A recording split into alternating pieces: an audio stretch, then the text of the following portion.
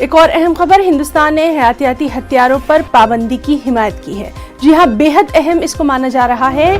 ہندوستان نے حیاتیاتی ہتھیاروں پر پابندی کی حمایت کی ہے۔ ہندوستانی نمائندے کا اقوام متحدہ کی سلامتی کونسل میں خطاب سامنے آیا ہے، جس میں ہندوستان نے یوکرین کی صورتحال پر ایک بار پھر اپنی تشویش کا اظہار کیا ہے۔ یوکرین روس کے بیچ بات چیت کا ہندوستان نے خیر مقدم کیا ہے۔ تو ہندوستان نے حیاتیاتی ہتھیاروں پر پابندی کی حمایت کی ہے۔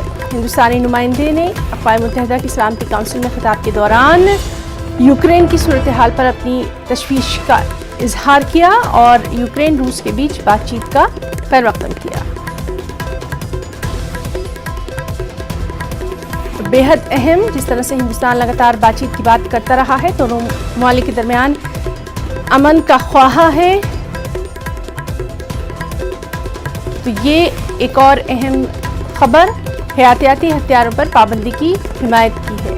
ہندوستانی نمائندے اقوام متحدہ سلامتی کونسل میں خطاب کیا اور یوکرین کی صورتحال پر تشویش کا اظہار کیا، ساتھ ہی یوکرین روس کے بیچ بات چیت کا خیر مقدم کیا۔